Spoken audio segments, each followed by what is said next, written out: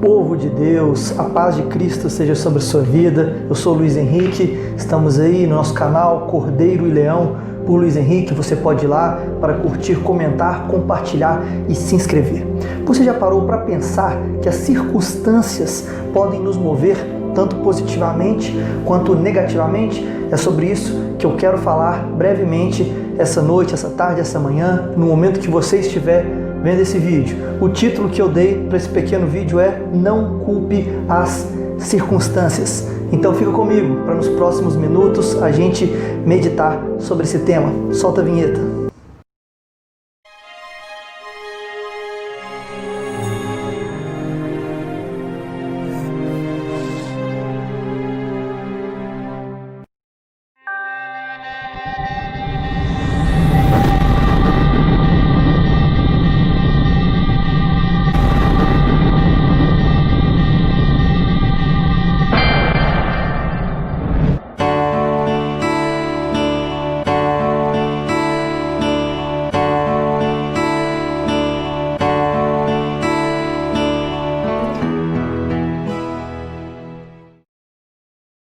Irmãos, muitas vezes nós somos influenciados, sim, pelas circunstâncias. Elas nos fazem agir positivamente ou negativamente, mas elas sempre estão ali para nos dar um empurrãozinho naquilo que nós já estamos predispostos a fazer. Quero ler um texto bíblico junto com você, Apocalipse 22:11.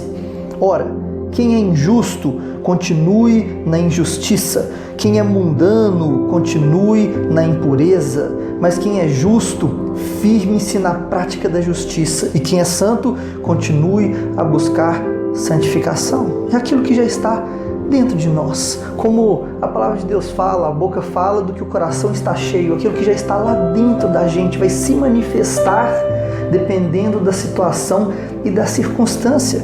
Nós não podemos culpar a circunstância pelos nossos erros, mas sim admitir. Vemos Adão e Eva, eles não admitiram o seu próprio erro.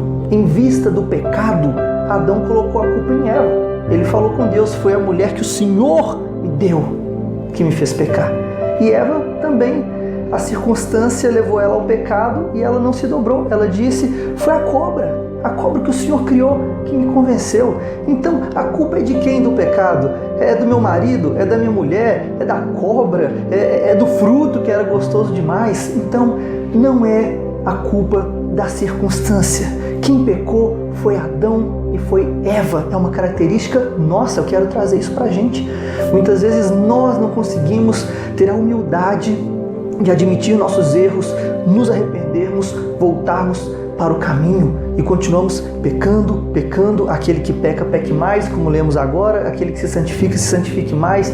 Precisamos ter essa humildade e essa maturidade de entender que a culpa não é das circunstâncias. O povo de Israel também é um excelente exemplo sobre isso. Quando eles foram levados cativos por Babilônia, alguns pensam que foi algo assim terrível para a nação.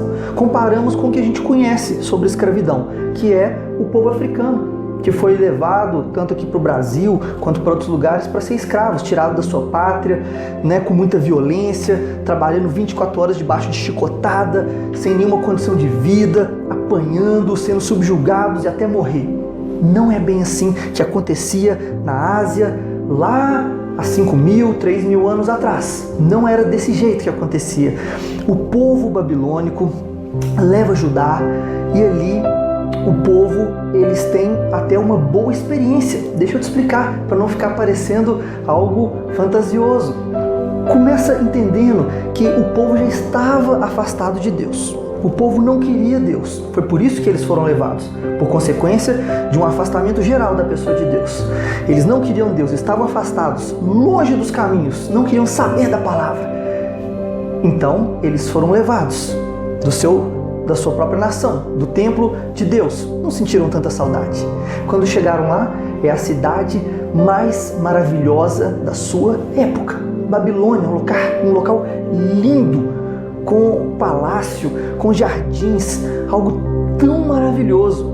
E naquela cultura, como eu disse, não eram escravos como os africanos que a gente pensa. Pense na escravidão mais como absorver mais um povo para essa nação que já era grande ficar ainda maior e ter mais súditos para pagar o imposto. Então ali eles tinham até liberdade. Lembre-se de Daniel, de Sadraque, Mesaque e Abidnego. Lembre-se deles. Quem era mais erudito, tinha inteligência, alguma habilidade, era grandemente usado, ficava até no palácio, servia diretamente ao rei, não tinha preconceito. São escravos que vieram de outra nação, nada disso. Viviam como súditos reais. Quem tinha uma habilidade maior, e mesmo quem não tinha, que não foi deixado em Judá, que só eram deixados bem pobres mesmos, eles tinham uma certa liberdade ali. Eles podiam até fazer comércio, comercializar, crescer, apenas pagando o imposto. E a nação de Babilônia crescendo naturalmente. Então, foi muito bom para aquele povo afastado de Deus, que não queria mais saber de Deus. Viram uma possibilidade incrível de crescimento e se afastaram ainda mais de Deus. Ainda mais. Existem relatos arqueológicos que mostram que das maiores contas bancárias eram de israelitas. Naquela época, escravos israelitas. Sim, existia contas bancárias, não igual hoje, mas eles tinham essa organização. E era de israelitas escravos. Como estavam bem. A prova disso é que quando eles foram libertos pela mão de Deus, não porque eles tentaram, eles nunca tentaram escapar. Agora você já sabe por quê. Quando Deus libertou eles, convencendo o rei, alguns sacerdotes levitas nem quiseram ir para o templo de Deus para servir ao Senhor. Eles tiveram que ser levados à força. Entenda algo, é claro que os homens de Deus, realmente homens e mulheres de Deus, foi algo terrível, foi algo destrutivo sair da sua terra e do seu Deus querido, mas para a maioria não, porque já estavam com o coração corrompido, já estavam longe do Senhor. Às vezes isso acontece com a gente. Esse tempo de pandemia foi um divisor de águas, foi uma peneira. Mesmo com o tempo que a igreja ficou totalmente fechada, você poderia ser de Deus como nunca e buscar como nunca, mas algumas pessoas não voltaram mais para a igreja. Muitos se desviaram da fé, do caminho de Deus nesse tempo. A culpa não é da pandemia, a culpa não é da circunstância, a culpa não é do tempo que a igreja ficou fechada, o templo, somente as quatro paredes. Na verdade, isso foi até bom para tirar o nosso templismo, né? Essa cultura de templismo. Não é o templo que faz a igreja. É importante congregar no templo, isso é bíblico, é claro, no templo e de casa em casa, como diz a Bíblia, eles congregavam, mas tirar essa idolatria do templo e ser cristão aonde você estiver, na circunstância que você estiver. Então isso aconteceu porque o coração desses que se desviaram já estava predisposto ao pecado, predisposto a se afastar de Deus. E essa foi uma boa oportunidade para não ir na igreja, e quando as igrejas começaram a voltar, eles já estavam na zona de conforto ou totalmente desviados. Foi uma excelente desculpa para não fluir no Senhor, para não caminhar na igreja local. Então o que eu quero te dizer, irmão, é: se fortaleça. Não faça parte dessa cultura de ficar no limite. Você tem que estar forte em Cristo em qualquer momento, porque você não sabe quando que vai vir uma situação que pode te dar apenas um empurrãozinho. A circunstância te dá um empurrão para sair da presença de Deus. Seja forte no Senhor.